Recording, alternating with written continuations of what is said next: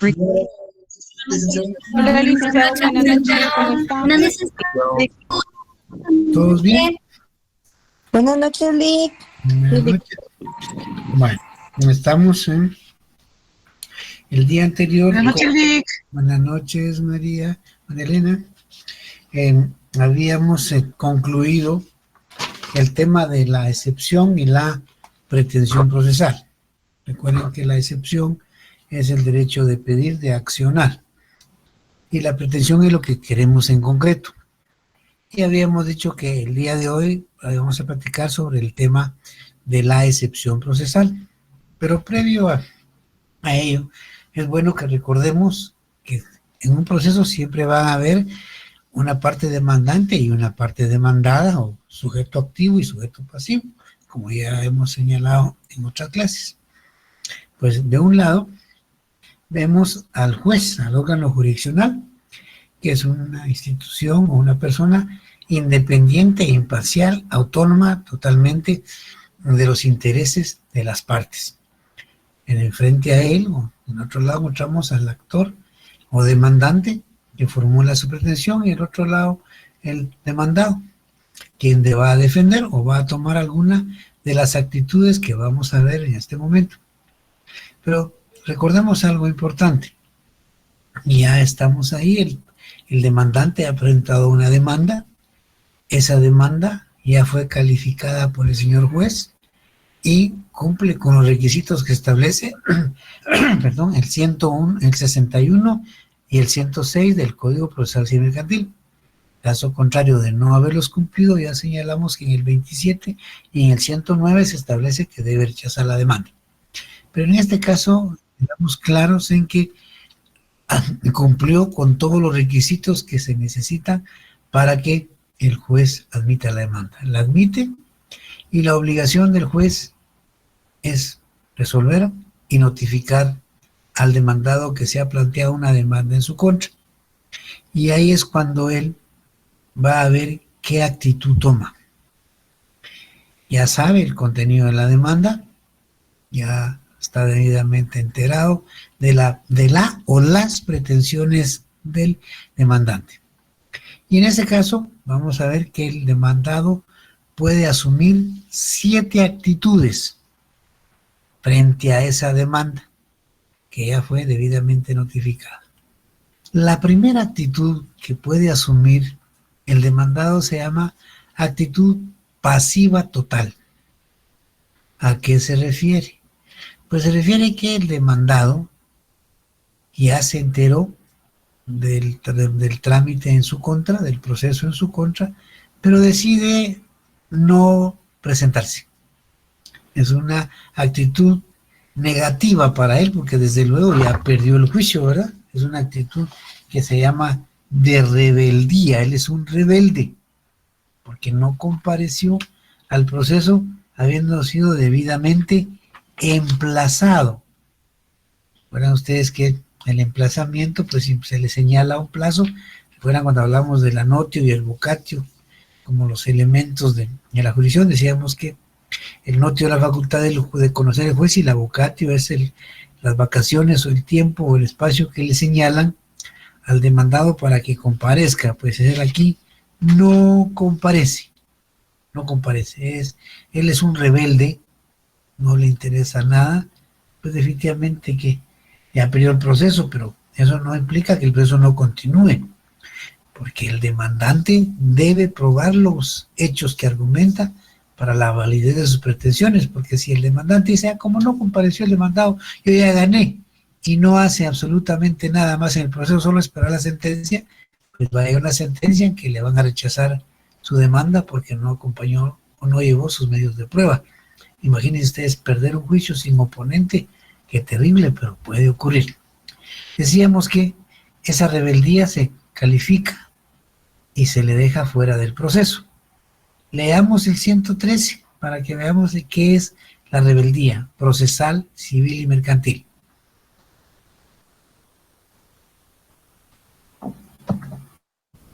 ¿Quién ayuda?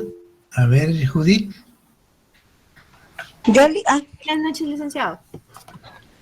Dice artículo 113. Rebeldía del demandado.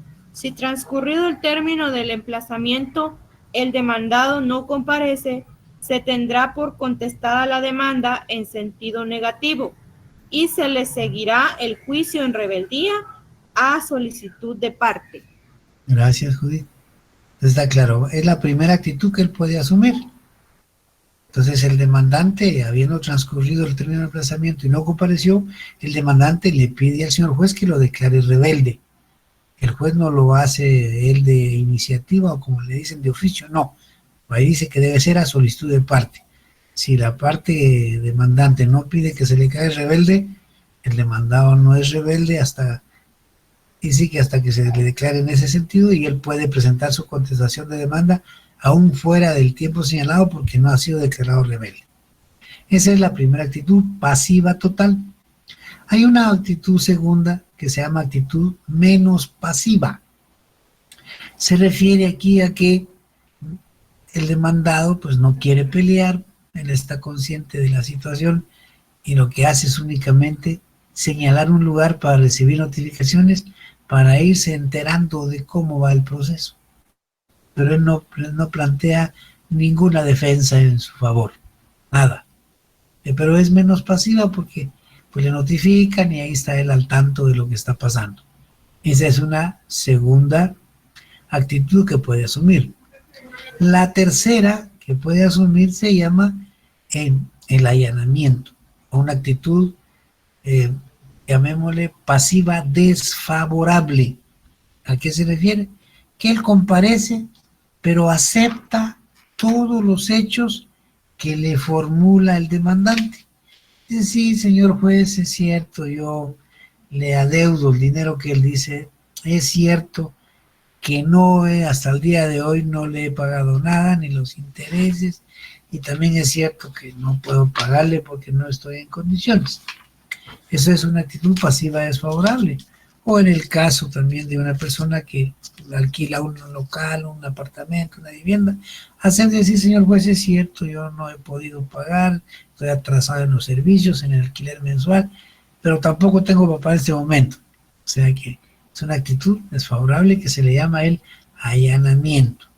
Solo recordemos que no debemos confundir esta figura del allanamiento con el que hacen las autoridades de materia penal cuando entran a un lugar, una casa, un apartamento, un local comercial, unas bodegas, cuando entran para prevenir un delito o porque se está consumando un delito y evitar que las consecuencias, o bien porque ahí hay medios de prueba que pueden ser útiles. Son dos allanamientos distintos. Aquí estamos en la teoría del proceso, en que el demandado, como una actitud negativa para él, acepta los hechos que le formula el demandante, y eso lo encontramos en el artículo 115. ¿Quién nos ayuda? Ingrid, yo que había ofrecido ayudarnos, Ingrid, o Judith, ¿quién de los dos? Silic, está bien. ¿Qué artículo dijo, perdón? 115. 115, claro que sí, con muchísimo gusto. Allanamiento. Si el demandado se allanare a la demanda, el juez previa ratificación fallará sin más trámite. ¿Qué quiere decir eso?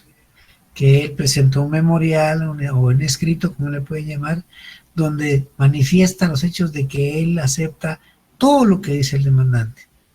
El juez lo revisa, pero antes de dictar la sentencia, porque ya no hay necesidad de seguir el juicio.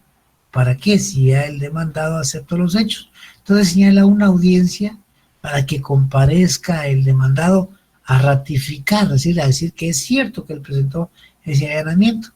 Y si comparece, pues definitivamente ahí termina el proceso al dictarse la sentencia. Si el demandante ofreció medios de prueba como testigos, alguna declaración de parte, eso ya no tiene sentido de practicarlo porque ya el demandado aceptó que él es el responsable de los hechos. Esa es la tercera actitud, una actitud pasiva desfavorable o lo que es lo mismo, el allanamiento. Hay otra cuarta actitud que es de oposición y de defensa negativa. Eso es común, es la actitud normal que asumen los demandados, de defenderse y oponerse, a veces de defensa negativa. Yo no acepto los hechos y al contrario, yo siempre he hecho las cosas, y expone los argumentos que él considera le defienden de las pretensiones del actor, que es la común en todos los juicios. Ustedes van a un tribunal, son raros los procesos en los que hay allanamiento, raros los procesos en que hay pasiva total. Pasiva es favorable, sí la hay, o menos pasiva, perdón, es así, pero de los de allanamiento son muy pocos. La mayoría de procesos, la actitud del demandado es de oposición y de defensa negativa, a la que volvemos más adelante. Esa es la cuarta. La quinta actitud es de interponer excepciones de forma. La sexta actitud es de interponer excepciones de fondo. Estas son las excepciones, que es el tema principal del día de hoy, y que vamos a ver después de ver la última actitud, que son 7 en total, que es la reconvención, que también se le llama contrademanda. Reconvenir o recontrademandar es exactamente lo mismo. Fíjense. ¿Y dónde encontramos eso de la reconvención? Pues lo encontramos en el 119. Judito, usted había pedido la palabra. Ahí nos puede auxiliar con el 119. Sí, licenciado. Dice artículo 119, reconvención. Solamente al contestarse la demanda podrá proponerse la reconvención, siempre que se llenen los requisitos siguientes: que la pretensión que se ejercite tenga conexión por razón del objeto o del título con la demanda, y no deba seguirse por distintos trámites. Gracias, Judith.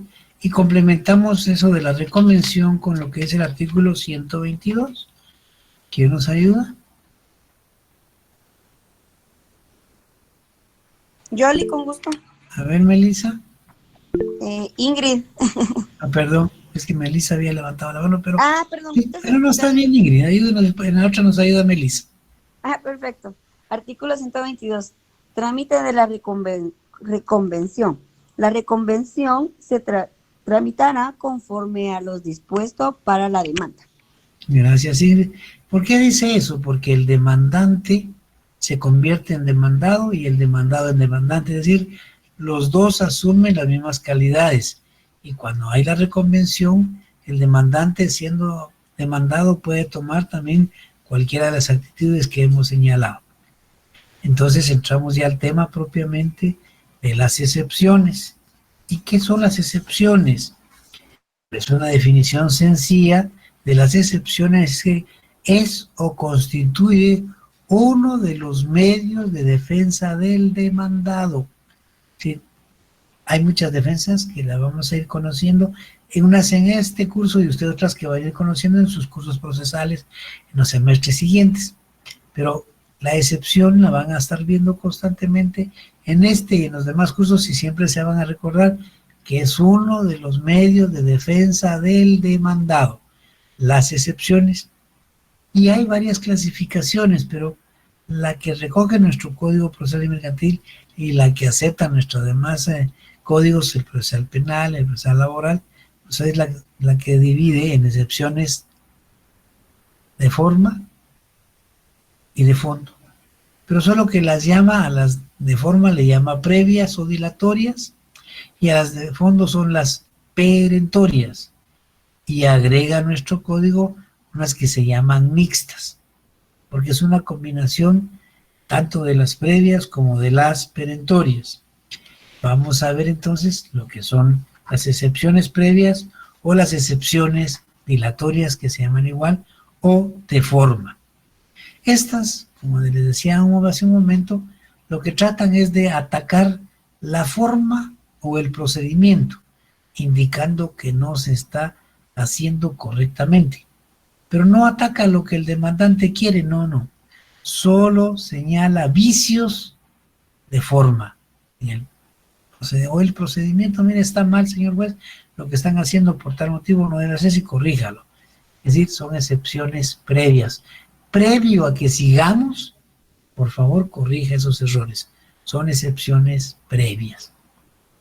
Estas excepciones previas tienen sus propias características, como también las perentorias y las mixtas. La primera característica, la pueden poner ahí, es corregir o depurar el proceso. Primera característica. Corregir o depurar el proceso. Segunda, no retardar el proceso. Fíjense bien, no retardar el proceso. Tercera característica, interrumpe el desarrollo normal del proceso. Cuarta característica, se interponen antes de que se conteste la demanda. Otra más, se resuelven antes de que se conteste la demanda. Y la última, tienen un nombre, son nominadas. Hay una lista de las excepciones que vamos a ver en nuestro Código Procesal Civil y Mercantil, vamos a ver una por una. Esas son las características de las excepciones previas.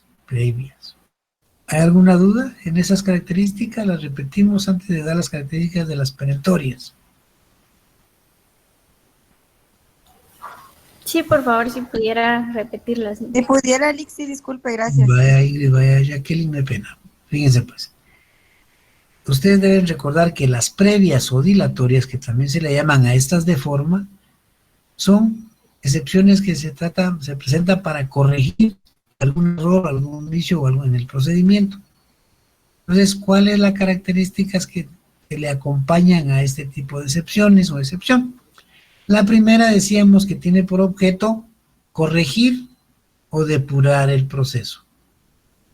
Una característica, corregir o depurar el proceso, es decir, quitar los vicios para poder seguir, los errores para poder seguir. Raquel, pues mire, son medios de defensa, Raquel. La ley le permite a él utilizar todos los medios de defensa, aun cuando al final estos medios de defensa pueden no serle efectivos, pero sí tiene derecho a hacerlo, porque recuérdense que hablábamos que las partes tienen los mismos derechos y las mismas obligaciones, su posición es igual, ¿verdad? Iguales derechos, iguales obligaciones. Entonces, es uno de los medios que él se va a defender, como vamos a ver otros más adelante. Entonces decíamos que su primera característica es esa, corregir o depurar el proceso. Una. La segunda decíamos que no trata de retardar el proceso, su objeto no es retardarlo, no. Pero ahí está la otra característica, que por ser previa, interrumpe el curso o el trámite normal del proceso. Lo interrumpe, se suspende el proceso. Dice, mire, aquí arreglemos esto primero, dejemos el proceso más adelante, ya vamos a ver cómo es que se hace eso. Y una vez resuelto este problemita de los errores, podemos seguir, si no, no. Decíamos que otra es de que se interponen las excepciones previas antes de contestar la demanda. Y decíamos que el juez la resuelve antes de contestar la demanda. Ya vamos a ver ese detallito de que antes de que se interponga, se conteste la demanda y antes de, en los dos casos, se interponen y se resuelve. Y la última decíamos que tienen un nombre, hay una lista de ellas en la ley, se llaman nominadas, tienen un nombre. Ahora sí. Jacqueline. Ingrid. Sí, gracias. Sí, ahora sí, claro, gracias. Bueno, entonces son las previas, que también se llaman dilatorias o de forma. Ahora vamos a ver las de fondo, que se llaman perentorias. Lo que pasa con las acciones perentorias es que estas sí atacan la pretensión del actor, lo que él quiere. Recuerden que la pretensión es lo que él pide, que el juez resuelva en contra del demandado, pues el demandado interpone la excepción perentoria atacando esa pretensión y tiene sus propias características. La primera es que destruyen la pretensión del actor, la destruyen. Segundo, que se interponen cuando uno contesta la demanda, es decir, en el mismo memorial o en el mismo escrito, ahí dice uno, vengo a contestar la demanda en sentido negativo, oponiéndome a la misma e interpongo excepciones perentorias de, y las describe. Este tipo de excepciones no suspenden el proceso. El proceso continúa, los medios de prueba que ofrecieron las partes se reciben en el trámite normal del proceso y se van a resolver cuando se dicte la sentencia. Con todo junto ahí se van a resolver. Y por último, estas no tienen nombre, son innominadas. Es decir, uno busca la forma de defender y le pone el nombre que uno considera apropiado para ese tipo de defensa, de excepción perentoria. Vamos a dar unos ejemplos cuando nos centralice, cuando nos enfoquemos en ellas. Y les decía hace un rato, si están bien las características de las perentorias, si no las repetimos. ¿Las podría repetir, licenciado, por Sí, favor? licenciado, por favor. Claro, David.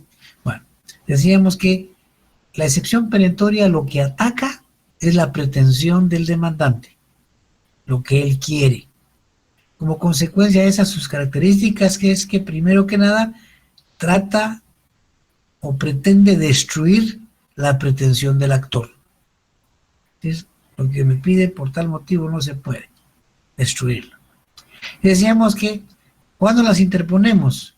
Pues cuando contestamos la demanda, en ese mismo memorial donde contestamos la demanda, ahí mismo interponemos la excepción perentoria. Y esas se van a resolver hasta que se dicte la sentencia, antes no. Si hay que llevar algunas pruebas, ofrecer pruebas, estas se recibirán en las etapas normales del proceso principal porque no se suspende. Y por último decían que no tienen nombre. Bueno, en los libros dice son innominadas, no tienen ningún nombre. Esas son las perentorias. ¿Sí, Ingrid? Gracias, esto se da solo en el proceso penal, ¿verdad? No, en todos los procesos. En todos los procesos. Ah, En por todos ejemplo, los así procesos. como en las demandas laborales, digamos, También.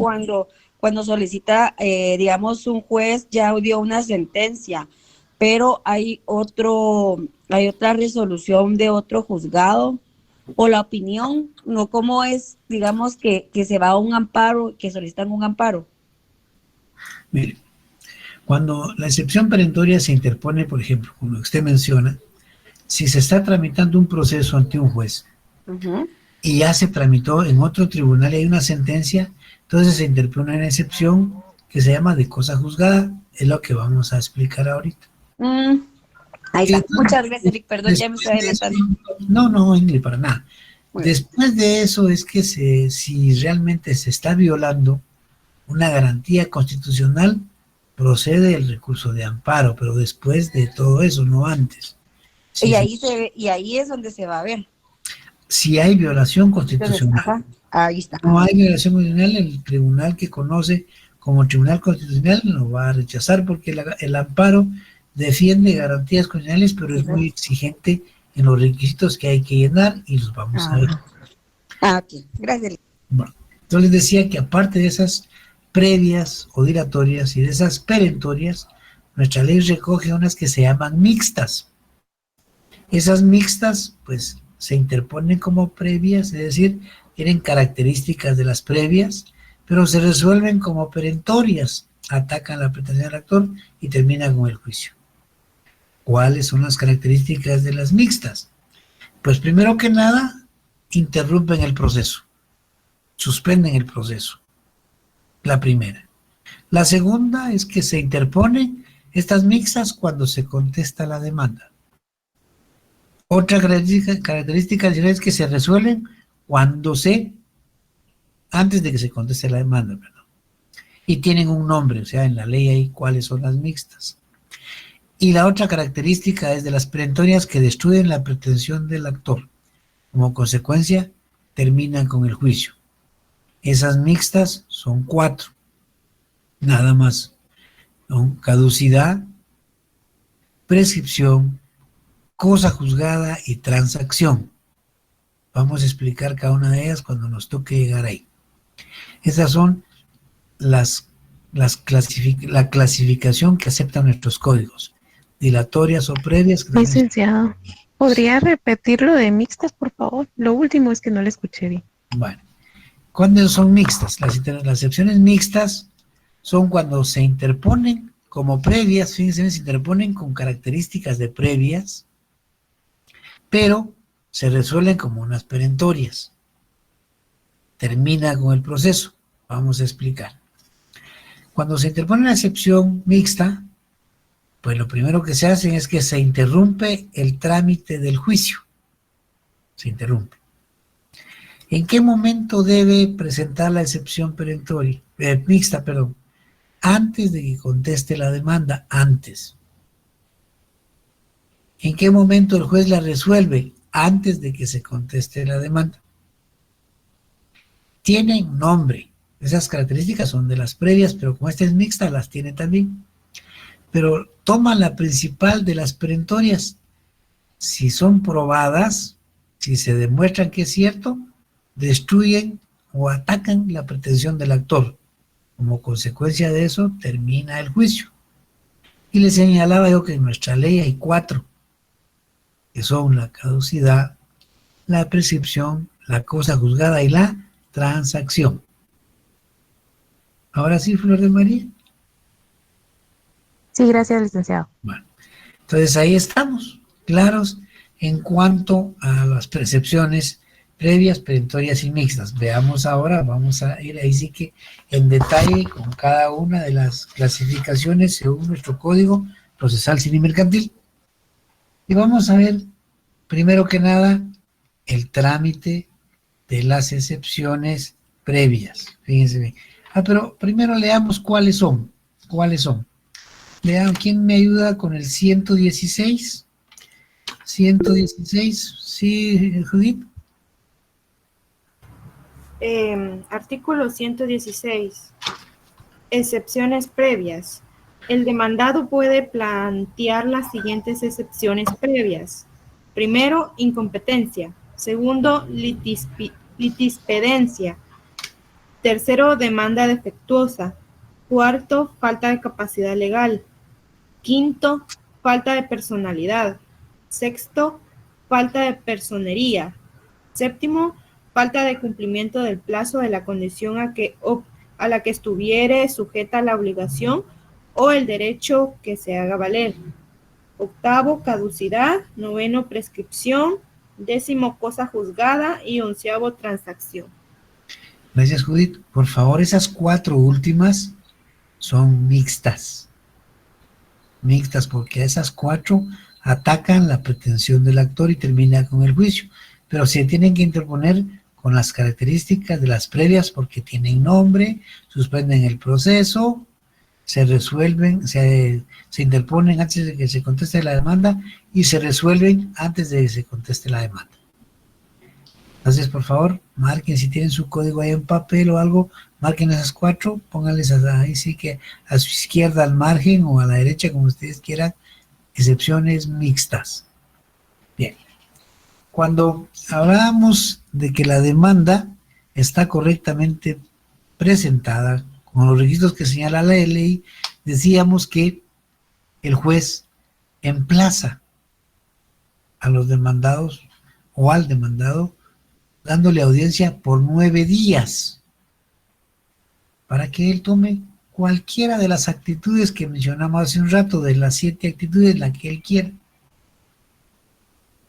Una vez notificado, él puede contestarla o bien interponer las excepciones. Veamos qué dice, para que entendamos este procedimiento, vamos a ver qué dice el 111. ¿Quién ayuda con el 111? Yalik. Gracias, Andrés. Término del emplazamiento. Presentada la demanda en la forma debida, el juez emplazará a los demandados, concediéndoles audiencia por 9 días comunes a todos ellos. Gracias, Andrés. Quiere decir eso que si el día de hoy, viernes, se le fue a notificar al demandado una demanda, valga la redundancia, que fue presentada en su contra, están diciendo que señalan 9 días hábiles. Recuerden eso. Cuando no pasan de 30 días son hábiles. Dice, 30 días son hábiles. Si habla de meses ya es corrido. 30 días hábiles. Entonces dice que le da 9 días comunes. Son hábiles. Entonces, hoy le notificaron, hoy no cuenta. Porque siempre los plazos y todo empiezan a contarse a partir del día siguiente. Hoy le notificaron porque le pueden notificar a las 8 de la mañana, a las 10 o a las 3 de la tarde. Entonces ese día no cuenta.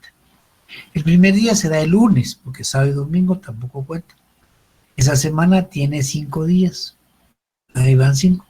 Pero dice que son 9, entonces más 4 de la siguiente, porque tampoco cuenta sábado y domingo, o sea que sería hasta el otro jueves, que es el último día para contestar la demanda. Pero decíamos que interpone excepciones antes de contestar la demanda. Quiere decir que le notifican y él antes de contestar la demanda, la ley le señala un término para que interponga excepciones previas. ¿Y dónde está eso? En el artículo 120. ¿Quién ayuda? 120. Buenas noches, licenciado. Buenas noches. Ay, A ver, Melanie, que no nos ha Gracias. ayudado hoy. Melanie. Artículo 120. Interposición de excepciones previas. Dentro de 6 días de emplazado, podrá el demandado hacer valer las excepciones previas. Sin embargo, en cualquier estado del proceso, podrá oponer las de litispendencia, falta de capacidad legal, falta de personalidad, falta de personería, cosa juzgada, transacción, caducidad y prescripción. El trámite de las excepciones será el mismo de los incidentes. Bien, fíjense en esto. 2 cosas. La primera dice que dentro de los 6 días de emplazado. ¿Cuánto dijimos que era el término del emplazamiento? 9 días. 9. 9 días. Entonces, se cuentan 6. O sea, antes de los 9, en los 6 puede interponer excepciones. O sea, puede hacerlo el primero, el segundo, el tercero, el cuarto, el quinto o hasta el sexto, porque dice dentro, dice la ley, dentro de los 6 días de emplazado. Si lo presenta en el séptimo, ya está fuera de lugar, eso es extemporáneo. Ahí en el 6 no se ha contestado la demanda, porque él tiene 9 días para hacerlo. En ese momento, en el sexto, él interpone excepciones previas. Ahí suspende el curso del proceso. Si el proceso principal se para, ya no se puede seguir, y ahí le quedan a él, si lo hace en el último día, en el sexto, le quedan 3 días, como me dice, guardados, para contestar la demanda después. Y esto se va a tramitar, como dice ese mismo artículo, por el procedimiento de los incidentes. Ya vamos a ver los incidentes. Pero antes de llegar a los incidentes, vamos a leer cómo se resuelven las excepciones en el 121. ¿Quién ayuda con el 121?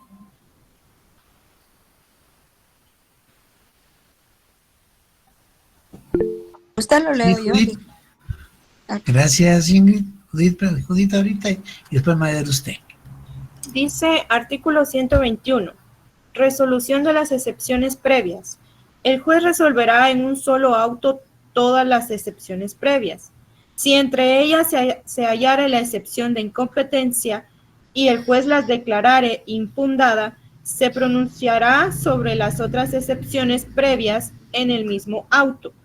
Si la incompetencia fuere declarada con lugar, el juez se abstendrá de decir las restantes hasta que quede ejecutoriada la decisión recaída en materia de incompetencia.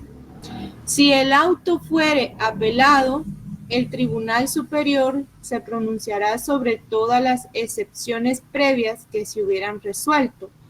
Si debiera pronunciarse sobre la incompetencia y la declarase fundada, se abstendrá de pronunciarse sobre las restantes y dispondrá la continuación del juicio por el juez que declare competente. Gracias, Judith. Entonces, fíjense bien, las excepciones se interponen dentro de los 6 días. Puede hacerlo el primer día. Si lo hace el primer día, porque él estaba ya preparado para eso, pues le quedan 8 guardados, porque ahí se suspendió el proceso. Y como ven ustedes, interpuso la excepción antes de contestar la demanda. Puede hacerlo en el segundo, pues le quedan 7. Si lo hace en el 5, pues le quedan 4. Si lo hace en el último, le quedan 3.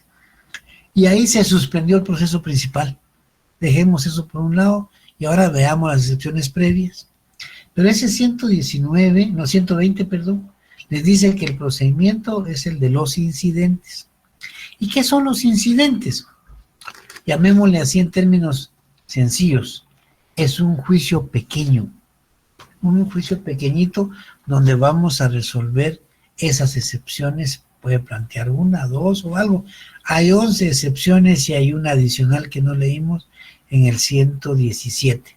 Antes de ver el procedimiento, leamos el 117, Ingrid.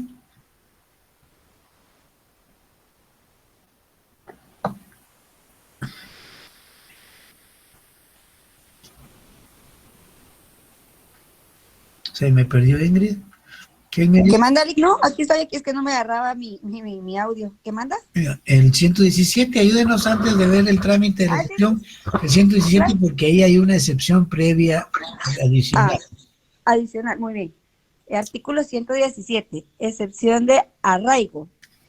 Si el demandante fuere extranjero o transuente, será también excepción previa la de garantizar las sanciones legales, costas, daños y perjuicios.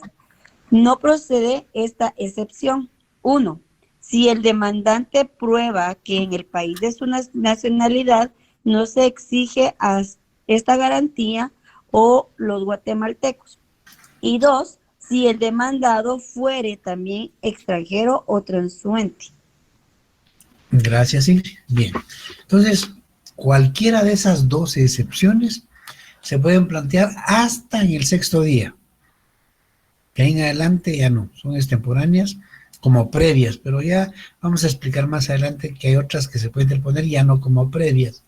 Pero en este momento centrémonos ahí previas.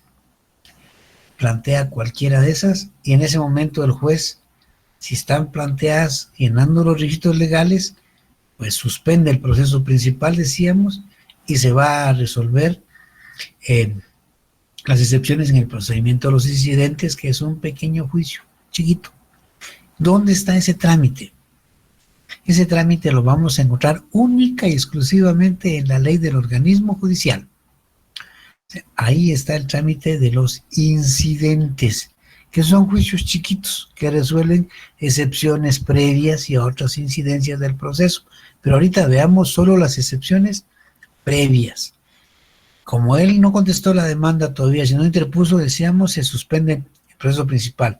Se queda con sus días allá a la espera a ver de qué pasa con las excepciones. Veamos, ley judicial, el 135. Algo importante esto. Este trámite debemos tenerlo siempre presente porque está en la ley específica que nos atañe a nosotros, ya sea cuando estén ustedes como jueces, como magistrados, o cuando estén ejerciendo la profesión libremente, tienen que tener en mente el procedimiento de los incidentes, porque ahí está regulado y se aplica en todas las materias. 135, ley del organismo judicial. A ver, Randy. Buenas noches, licenciado, ¿me escucha? ¿Sí me escucha, licenciado? Sí, se le escucha. Ok. Artículo 135, incidentes. Toda cuestión accesoria que sobrevenga y se promueva con ocasión de un proceso y que no tenga señalada por la ley procedimiento, deberá tramitarse como incidente. Cuando las cuestiones fueren completamente ajenas al negocio principal, los incidentes deberán rechazarse de oficio. El auto que decida el incidente contendrá la condena en costas del que lo promovió sin razón, salvo evidente buena fe. Ahí estamos, los incidentes. Pero les mencionaba yo que una característica de las excepciones previas es que suspenden el curso del proceso. Pues en el artículo 136 está la suspensión del proceso. A ver, ¿quién nos ayuda? 136. ¿Sí, Melissa? Artículo 136, suspensión de proceso. Los incidentes que pongan obstáculos al curso del asunto se sustanciarán en la misma pieza de autos, quedando estos, mientras tanto, en suspenso. Impide el curso del asunto todo incidente sin previa resolución. Es absolutamente imposible de hecho o de derecho continuar sustanciándolo. En todo caso, el tribunal deberá calificar la naturaleza del incidente al darle trámite. Gracias, Melissa.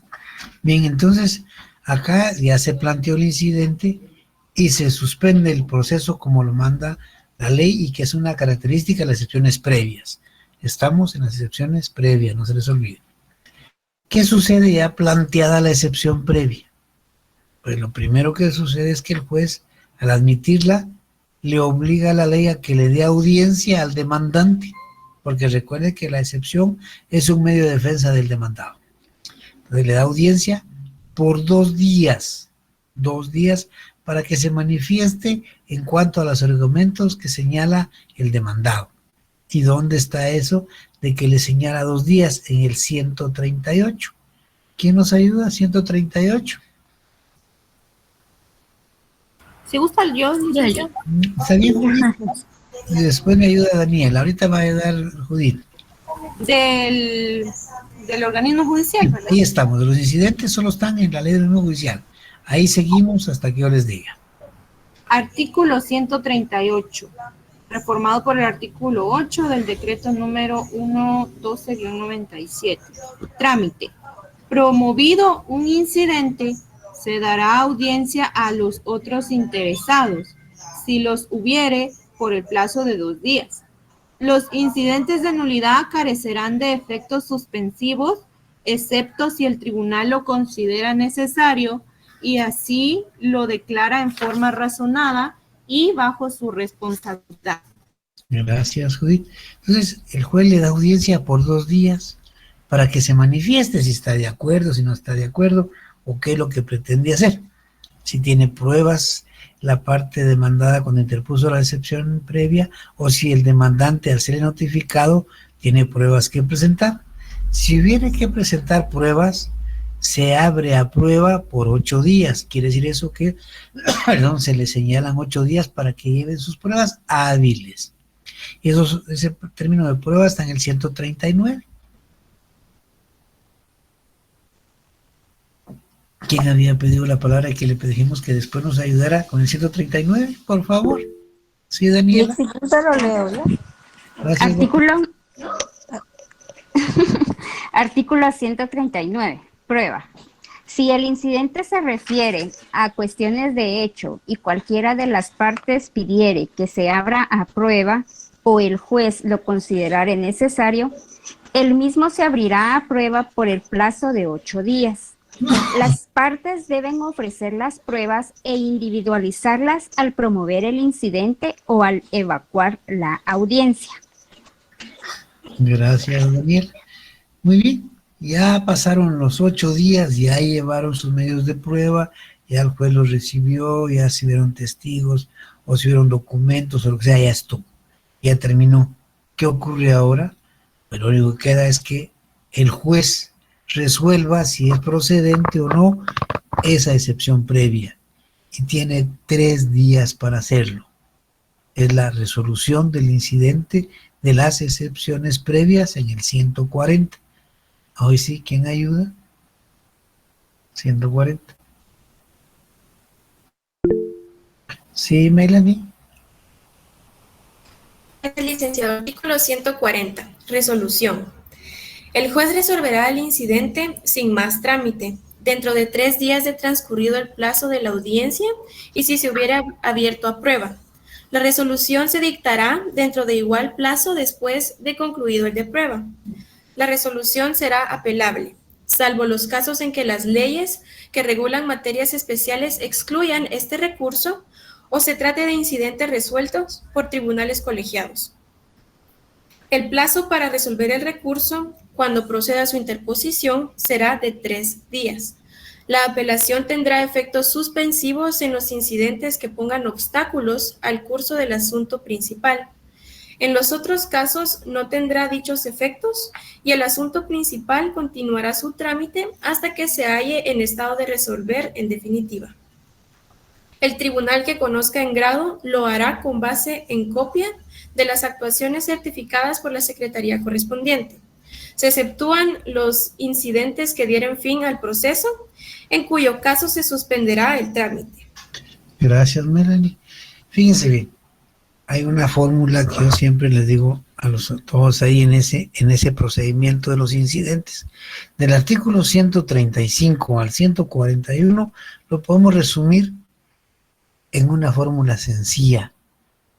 283. ¿Qué quiere decir eso de 283? Pues dice, pues simple, cuando el juez recibe el memorial de las excepciones previas y le da trámite, su obligación es darle audiencia de 2 días a la otra parte. Entonces son dos días de audiencia. Si hay medios de prueba, 8 días de prueba, entonces son 8 de prueba. Y los últimos 3 para resolver, entonces son 2, 8, 3, y se dice, yo le pongo 2 de audiencia, 8 de prueba y 3 para resolver. De esa forma se da un pequeño resumen a lo que es el trámite de los incidentes. Del 135 al 140, pónganlo, apúntenlo por ahí, 2 de audiencia a la otra parte, 8 días para recibir las pruebas y 3 días para resolver. Eso lo resumen en eso, pero eso no puede decir que dejen de leer esos artículos, desde luego que no. Pero esa es la esencia del incidente. Concluido el incidente, concluido el incidente, si se declaró sin lugar la excepción que sigue. Como ya terminamos en las excepciones y el proceso principal hay que seguirlo ahora, regresamos al proceso principal y se recordarán ustedes que dijimos que en este caso se interpuso en el último día la excepción previa, en el 6º. Entonces dejamos guardados 3 días porque el emplazamiento eran 9 días. Entonces nos quedan el 7, 8 y el 9 para contestar la demanda. Ya vieron que se interpuso antes de contestar la demanda y se resolvió antes de contestar la demanda. Tenemos todavía 3 días para defendernos en el trámite de la defensa, porque las excepciones, repitiendo, es uno de los medios de defensa que le asisten al demandado. Mucho ojo con eso. Los incidentes están en la ley del organismo judicial. Los códigos dicen, ¿dónde se va a tramitar? En incidente. ¿Dónde busco el incidente? Ley del organismo judicial. Esa ley es la que vamos a utilizar constantemente cuando estemos litigando o cuando sean jueces, magistrados ustedes, ahí van a estar esa ley del judicial, ahí se va a estar siempre. Esa ley es ya de muchos años, antes se llamaba ley constitutiva del organismo judicial, por eso no se extrañen que en alguna ley diga eso. Ley constitutiva del judicial ya no se llama así, se dejó sin efecto, se derogó la otra y esta se llama ley del organismo judicial. Esta está vigente desde el año 89. ¿Cuántos años pasado? Y ya ha tenido sus reformas, desde luego, porque ahí los problemas de la vida diaria generan cambios en la ley y son las fuentes reales que obligan a cambiar. En eso estamos en el trámite del incidente. ¿Hay alguna duda ahí? No, todo por mí, todo claro, Lee. Bueno, entonces nos toca hoy explicar cada una de las excepciones previas y después terminar con lo que son las perentorias, pero por la hora pues ya los voy a dejar descansar, es viernes, ya hay olorcito a frijoles en la casa o van corriendo para allá, relájense, tengan un bonito fin de semana, cuídense siempre y nos vemos primero Dios el miércoles.